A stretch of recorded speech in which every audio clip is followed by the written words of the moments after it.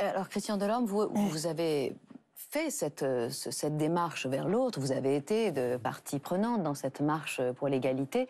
Est-ce que vous pouvez toujours, encore aujourd'hui, après tout ce qui s'est passé, faire ce même travail, ou est-ce que c'est plus difficile? Alors c'est un peu différent parce que les nouvelles générations n'ont pas la mémoire des anciennes et moi je fais partie des anciennes générations.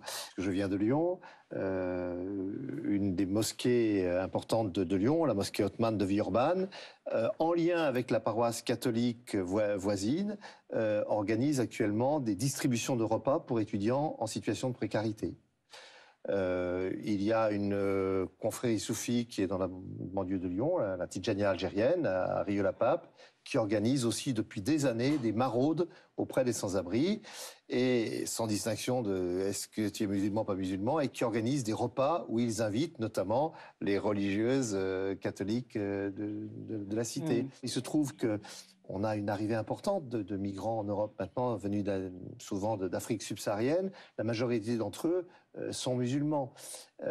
Souvent, vous avez, parmi les groupes qui viennent les aider et leur apporter une solidarité humaine, vous avez des chrétiens. Et eux-mêmes, entre eux, chrétiens et musulmans, quand je vois des Guinéens où il y a des chrétiens et des musulmans, ils ne font pas de différence entre eux. Je vais vous donner un exemple qui m'a beaucoup frappé. Et ça, pour moi, c'est le vrai dialogue.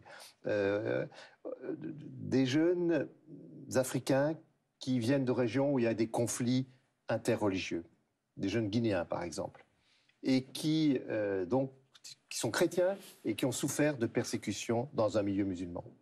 Ils arrivent ici, qui est-ce qui va les aider à écrire leur récit? Mais des jeunes musulmans guinéens qui vont les aider à écrire leur récit. Voilà, c'est ça la fraternité humaine. Avec Abdelkrim,